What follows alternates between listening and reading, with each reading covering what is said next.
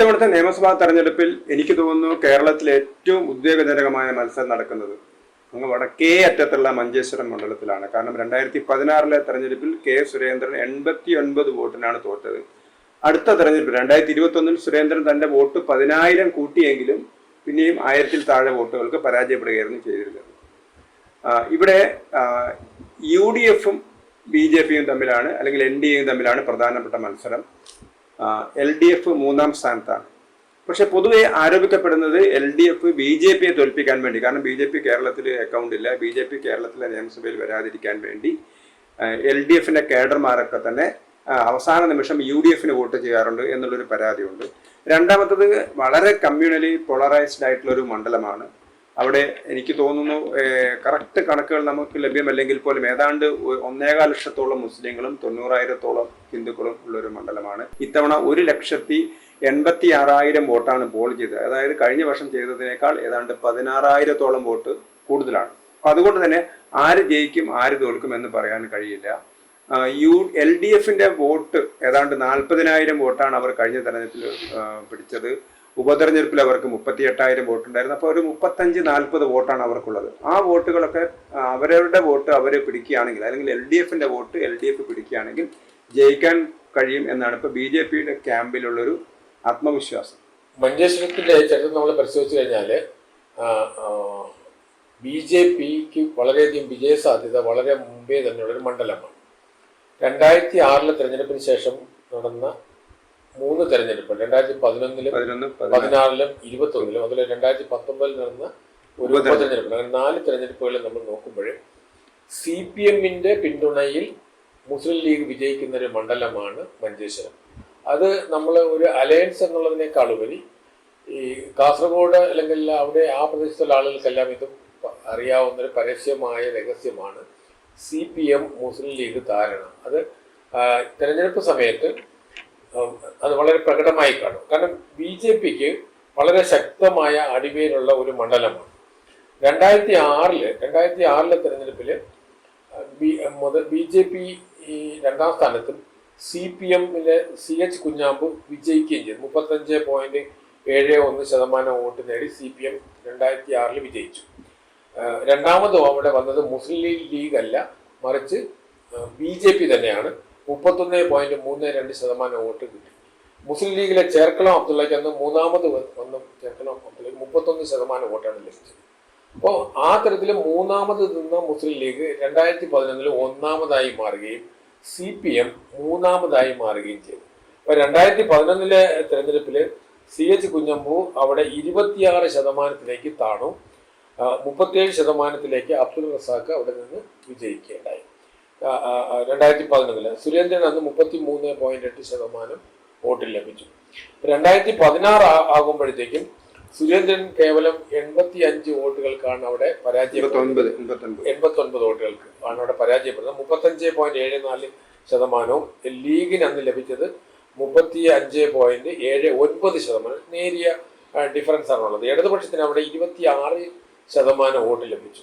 ഇവിടെ നമ്മൾ ശ്രദ്ധിക്കേണ്ടത് 2006 ഇടതുപക്ഷത്തിന് അവിടെ ലഭിച്ചത് 35.71%.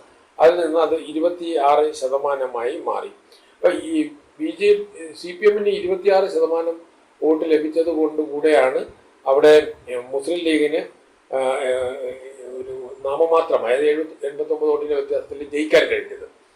അപ്പോൾ ആ ഒരു പശ്ചാത്തലത്തിലാണ് 2019 ഉപതെരഞ്ഞെടുപ്പ് വന്നത്. അവിടെയും ആ സമയത്തും BJPയുടെ വോട്ട് നമ്മൾ നോക്കിക്കഴിഞ്ഞാൽ 35.32%. സെയിം വോട്ട് BJP നിലനിർത്തുമ്പോൾ CPMന്റെ വോട്ട് 3.5% കുറഞ്ഞു. അതായത് 23.4% CPM താഴുകയും വിജയിച്ച മുസ്ലിം ലീഗ് 40.19% വന്ന് മുസ്ലിം ലീഗ് വിജയിക്കുകയാണ് ചെയ്തത്. അപ്പൊ ഇവിടെ ഞാൻ നേരത്തെ സൂചിപ്പിച്ചല്ലോ, CPMന്റെ വോട്ടുകൾ എങ്ങനെയാണ് മുസ്ലിം ലീഗിന് പോകുന്നതെന്നും അതിന്റെ തോതനുസരിച്ച് CPMന്റെ വോട്ട് ഷെയർ എങ്ങനെയാണ് താഴോട്ട് പോകുന്നതെന്ന് നമുക്ക് മനസ്സിലാക്കാൻ കഴിയും. കഴിഞ്ഞ 2021 തെരഞ്ഞെടുപ്പിൽ BJPയുടെ വോട്ട് ഷെയർ വർദ്ധിച്ച് 37.7%. സുരേന്ദ്രൻ തന്നെയായിരുന്നു സ്ഥാനാർത്ഥി. ആ സമയത്ത് VV രമേശൻ CPMന്റെ രമേശന് 23% വോട്ട് ലഭിച്ചു. UDFന് ലഭിക്കുന്നത് KM അഷ്റഫിന് ലഭിക്കുന്നത് 38.14%. അപ്പോൾ ഇവിടെ നമ്മൾ ശ്രദ്ധിച്ചു കഴിഞ്ഞാൽ അറിയാം, CPM-ന്റെ വോട്ട് ഷെയർ 23% താഴ്ന്നു. BJP-യുടെ വോട്ട് ഷെയർ 35-ൽ നിന്ന് 37.7% വർദ്ധിക്കാണ്. ഇപ്പൊ 2.7% BJP വർദ്ധിക്കുമ്പോൾ CPM അതിന്റെ പരമ്പരാഗതമായി ഒരുപക്ഷെ 30-35% വോട്ട് ലഭിക്കേണ്ട സ്ഥലത്ത് നിന്ന് പക്ഷെ വിജയപ്രതീക്ഷ ഇല്ലാതെ വരുന്നത് കൊണ്ടാണ് CPM അവിടെ ഈ ചൂടുമാറ്റം നടത്തുന്നത്. അപ്പൊ എന്തുകൊണ്ട് CPM അവിടെ വോട്ട് മറിക്കുന്നു? കാരണം കേരളത്തിൽ BJP-യുടെ അക്കൗണ്ട് തുറക്കാൻ അല്ലെങ്കിൽ ഈ തെരഞ്ഞെടുപ്പിൽ നിയമമൊക്കെ മുന്നിൽ വരുന്നതിന് മുമ്പ് തന്നെ മഞ്ചേശ്വരത്താണ് സാധ്യത. അപ്പം അത് KG മാരാർ ഉൾപ്പെടെയുള്ള ആളുകൾ അങ്ങനെ നാമമാത്രമായ വോട്ടിന് പുറകിലേക്ക് പോയത് ഈ ഒരു രാഷ്ട്രീയ പരീക്ഷണം അവിടെ നടക്കുന്നുണ്ടാണ്. അപ്പം നമ്മൾ അവിടെ SDPIക്ക് സാമാന്യം നല്ല വോട്ടുള്ള ഒരു സ്ഥലമാണ്. അപ്പൊ ഈ തെരഞ്ഞെടുപ്പ് വലിയൊരു കോൺട്രവേഴ്സി നടന്ന കാരണം SDP ആദ്യം സ്ഥാനാർത്ഥിയെ നിർത്തി. അപ്പം അന്ന് മാധ്യമ പ്രവർത്തകരൊക്കെ BJP നേതാക്കളോട് ചോദിച്ചിരുന്നു, SDP സ്ഥാനാർത്ഥിയെ നിർത്തി നിങ്ങൾ എന്താണ് പറയുന്നത്? അപ്പോൾ അവർ പറഞ്ഞു തെരഞ്ഞെടുപ്പിന്റെ നാമനിർദ്ദേശം പിൻവലിക്കുന്ന സമയം കഴിയട്ടെ, അന്ന് ഞങ്ങൾ പറയാമെന്ന് പറഞ്ഞു. അപ്പോൾ അവിടെ SDP ഒക്കെ മറ്റ് മണ്ഡലങ്ങളിലൊക്കെ LDF-നെ പിന്തുണയ്ക്കുകയാണെങ്കിൽ പോലും SDP-യുടെ കാഡറൊക്കെ തന്നെ അവർക്ക് ലീഗുമായിട്ട് വിരോധമുണ്ടെങ്കിൽ പോലും അല്ലെങ്കിൽ ലീഗിന്റെ നേതാവ് MLA സ്ഥാനാർത്ഥി അല്ലെങ്കിൽ നിയമസഭാ സ്ഥാനാർത്ഥി സിറ്റിംഗ് MLA-യോട് വിരോധമുണ്ടെങ്കിൽ പോലും BJP വരാതിരിക്കാൻ വേണ്ടിയിട്ട് ആ വോട്ടുകളൊക്കെ തന്നെ ലീഗിന് പോകും എന്നുള്ളത് ഉറപ്പാണ്. SDP സ്ഥാനാർത്ഥിയെ പിൻവലിക്കുകയും ചെയ്തു. അല്ല, SDPIക്ക് സാമാന്യം കുറച്ച് ശക്തിയുള്ള സ്ഥലമാണ്. അതിന്റെ പ്രധാന കാരണം തൊട്ട് അയൽ സംസ്ഥാനമായ കർണാടകത്തിന്റെ സദേൺ ഭാഗമാണ് നമ്മുടെ ഈ മഞ്ചേശ്വരം, അതായത് നമ്മുടെ കേരളത്തിന്റെ ബോർഡർ മേഖല, മംഗലാപുരം, സൗത്ത് കന്നഡ, ദക്ഷിണ കന്നഡ ഡിസ്ട്രിക്റ്റിൽ ചേർന്ന് നടക്കുന്ന പ്രദേശങ്ങളിൽ SDP സാമാന്യം ശക്തമാണ്. മുസ്ലിം കോൺഗ്രസ് ആണ് അവിടെ ജയിക്കുന്നതെങ്കിലും മുസ്ലിം ശക്തി കേന്ദ്രവുമാണ്. അപ്പൊ ആ തരത്തിൽ ഒരു പശ്ചാത്തലം കൂടെ അവിടെ ഉണ്ട്. പക്ഷെ അവിടെ SDPIയുടെ പിന്തുണയേക്കാൾ ഉപരി നമ്മൾ എടുത്തു പറയേണ്ടത് അവിടുത്തെ CPM-ന്റെ വോട്ട് ഷെയർ കുറയുന്നതാണ്.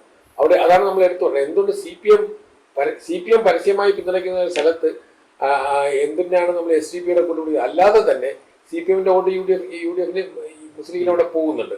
അപ്പൊ ഈ തെരഞ്ഞെടുപ്പിലും അത് ആവർത്തിക്കും. പക്ഷെ BJP കുറച്ചുകൂടെ ശക്തമായ രീതിയിൽ മുന്നോട്ട് വന്നിട്ടുണ്ട്. BJPക്ക് ഈ തെരഞ്ഞെടുപ്പിൽ ഞാൻ മനസ്സിലാക്കുന്നത് കിട്ടാവുന്ന വോട്ടുകൾ മുഴുവനും അതിന് ലഭിക്കും. ആ തരത്തിലുള്ള അവിടെ പ്രവർത്തനം കാഴ്ചവെച്ചിട്ടുണ്ട്. അതുപോലെ കള്ള വോട്ടുകൾ, നമ്മുടെ വോട്ടേഴ്സ് ലിസ്റ്റിൽ നിന്ന് ഒരുപാട് വോട്ടുകൾ അവിടെ എലിമിനേറ്റ് ചെയ്യപ്പെട്ടിട്ടുണ്ട്. പുതിയ വോട്ടേഴ്സ് ഒരുപാട് കൂടുകയും ചെയ്തിട്ടുണ്ട്. സ്വാഭാവികമായിട്ട് ഈ തെരഞ്ഞെടുപ്പിൽ അവിടെ വോട്ട് ശതമാനം വർദ്ധിപ്പിക്കുകയും ചെയ്തു.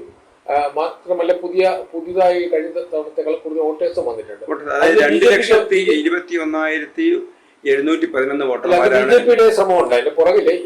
എനിക്ക് തോന്നുന്നില്ല. കാരണം എന്തോന്ന് പറഞ്ഞാൽ അവിടെ ഒരു പ്രധാനപ്പെട്ട ഒരു വിഷയം എന്ന് പറഞ്ഞാൽ ഒന്ന് അവിടെ ഡെമോഗ്രാഫിക് ചേഞ്ച് നടക്കുന്നുണ്ട് കാര്യമായിട്ട്. രണ്ടാമത്തേത് ഒരു ഡെമോഗ്രാഫിക് ഷിഫ്റ്റ് നടക്കുന്നത്. അതായത് മഞ്ചേശ്വരം ഭാഗത്തൊക്കെയുള്ള ഹിന്ദുക്കളായിട്ടുള്ള ആളുകൾ പതുക്കെ അവർ മംഗലാപുരത്തേക്ക് മാറുകയാണ് ചെയ്യുന്നത്.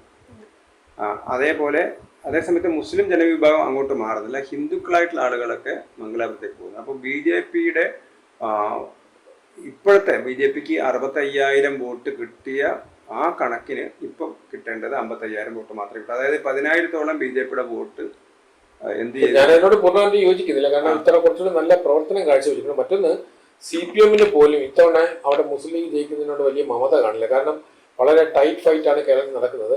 ഒരു സീറ്റ് മൂന്നാം കക്ഷി കൊണ്ടുപോയതുകൊണ്ട് CPM-ന് UDF-ന്റെ ഒരു വോട്ട് കുറയുമെന്നുള്ളത് കൊണ്ട് CPM ഈ തവണ ഒരർത്ഥത്തിൽ മുസ്ലിം ലീഗിന് ബദലായിട്ട് സ്വന്തം വോട്ട് പിടിക്കാനുള്ള സാധ്യത കൂടുതലാണ്. മറ്റൊന്ന് കേരളത്തിലെ CPM ഒരു 40,000 വോട്ട് പിടിച്ചാൽ BJP മാത്രമല്ല CPM-ന്റെ വോട്ടിലേക്ക് BJPക്ക് കൂടുതൽ വോട്ട് ഷെയർ CPM-ന്റെ പരമ്പരാഗത CPM വോട്ടിലേക്ക് വിശേഷിച്ച് ഹിന്ദു വോട്ടുകളിലേക്ക് BJP കൂടുതൽ കടന്നുകയറി നടത്താനുള്ള സാധ്യത ഈ തെരഞ്ഞെടുപ്പിൽ കൂടുതലാണ്. അങ്ങനെ വരുമ്പോഴത്തേക്കും BJPക്ക് കഴിഞ്ഞ തവണത്തെ പോലെയുള്ള അന്തരീക്ഷമല്ല ഈ തവണ. വളരെ പോസിറ്റീവായിട്ടുള്ളൊരു അന്തരീക്ഷമുണ്ട്. അതിനേക്ക് അതിജീവിക്കുന്ന അട്ടിമറികൾ ഉണ്ടായില്ലെങ്കിൽ, അടിയൊഴുക്കൾ ഉണ്ടായില്ലെങ്കിൽ BJP അവിടെ പൂർണ്ണമായിട്ടും ജയിക്കാനുള്ള സാധ്യത. കാരണം നമുക്കറിയാമല്ലേ, നേരത്തെ 89-നും അതുപോലെ 835 വോട്ടിനുമൊക്കെയാണ് BJP പരാജയപ്പെട്ടത്. BJP അവിടെ കഴിഞ്ഞ 7-8 തെരഞ്ഞെടുപ്പുകളിൽ 2ാം സ്ഥാനത്തിന് തന്നെ നിൽക്കുകയാണ്, പുറകോട്ട് പോയിട്ടില്ല. BJPയുടെ വോട്ടുകൾ വളരെ സ്റ്റേബിളാണ്. CPM-ന്റെ വോട്ടിലാണ് ഈ ഒരു ചേഞ്ച് എപ്പോഴും ഉണ്ടാകുന്നത്. ഈ തെരഞ്ഞെടുപ്പിൽ അതിനെ BJP അതിജീവിക്കാനുള്ള സാധ്യത വളരെ വലുതാണ്. പക്ഷെ അതിന് ഒരു വ്യത്യാസം എന്താന്ന് പറഞ്ഞാല് ചില കണക്കുകൾ നമുക്ക് ഒഫീഷ്യൽ കണക്ക് കിട്ടില്ല. ചില കണക്കുകൾ പ്രകാരം പോൾ ചെയ്ത വോട്ടിൽ ഹിന്ദുക്കളുടെ എണ്ണം ഏതാണ്ട് 82,000 മാത്രമേ വരുന്നുള്ളൂ. 100,000-ലധികം മുസ്ലിം വോട്ടും കുറച്ച് ക്രിസ്ത്യൻ വോട്ടുകളാണ് അവിടെ പോൾ ചെയ്തതെന്നുള്ളൊരു, അത് നമുക്കൊരു പൂർണ്ണമായിട്ടും ആശ്രയിക്കാൻ പറ്റുന്ന കണക്കല്ലെങ്കിൽ പോലും ഉള്ള ചില കണക്കാണ്. തീർച്ചയായും അത്തരം അടിയൊഴുക്കുകളുണ്ടാവും. അതിനെ അതിജീവിക്കാനുള്ള കരുത്ത് BJPക്ക് ഇത്തവണ ഉണ്ടാവും. കാരണം CPM-ന്റെ ജനകീയത, BJP ജയിക്കണമെങ്കിൽ ഏതാണ്ട് ഒരു 40,000 വോട്ട് LDF അവര് പിടിക്കുന്ന വോട്ട് 40,000-ൽ 38,000 പിടിക്കുകയും 75,000 വോട്ട്, അതായത് 65,000 എന്നുള്ള ഇപ്പോഴത്തെ പോളിംഗ്, ഇപ്പോഴത്തെ വോട്ടിങ് അതൊരു 10,000 കൂട്ടി 75,000-ൽ എത്തുകയും ചെയ്താൽ BJP. ഞാൻ ആ കണക്കുകൾക്ക് പകരം ഞാൻ കാണുന്നത് പരമ്പരാഗതമായി മുസ്ലിം പോളറൈസേഷൻ നടക്കുന്ന ഒരു മണ്ഡലമാണ്. അത് ഈ തെരഞ്ഞെടുപ്പിലെ കഴിഞ്ഞ 3-4 തെരഞ്ഞെടുപ്പുകളായിട്ട് ഈ തെരഞ്ഞെടുപ്പിൽ ഒരു പ്രത്യേകത, BJPക്ക് CPM-ന്റെ കേഡറുകളിലേക്ക് BJP കൂടുതൽ കടന്നു ചെന്നിട്ടുണ്ട്. അത് കേരളം മുഴുവനും പ്രതിഭാസമുണ്ട്. മലബാർ ഡിസ്ട്രിക്റ്റിൽ പ്രത്യേകിച്ചുണ്ടാവാം. വിശേഷിച്ച് മഞ്ചേശ്വരം പോലുള്ള സ്ഥലത്തിന് ഹിന്ദു വോട്ട് ബാങ്കിലേക്ക് BJP കൂടുതൽ കടന്നു ചെയ്തിട്ടുണ്ട്. അത് BJPയുടെ വിജയ സാധ്യത, മഞ്ചേശ്വരത്ത് BJP ജയിക്കാൻ സാധ്യത വളരെ അധികമാണ്. ഈ പറഞ്ഞ അടിയൊഴുക്കുകൾ പരമ്പരാഗതമായി അവിടെ നിലനിൽക്കുന്ന അടിയൊഴുക്കുകളാണ്. അതുകൊണ്ടാണ് ഞാൻ അതിനെ അതിജീവിക്കാനുള്ള സാധ്യതയുണ്ടെന്ന് പറയാൻ കാരണം BJPക്ക് കൂടുതൽ ഇൻട്രോഡ്സ്, BJP ലെഫ്റ്റ് വോട്ടിലേക്ക് BJP കടന്നു വന്നിട്ടുണ്ട്. അതുകൊണ്ടാണ് ഞാൻ ഈ സാധ്യത കാണുന്നത്.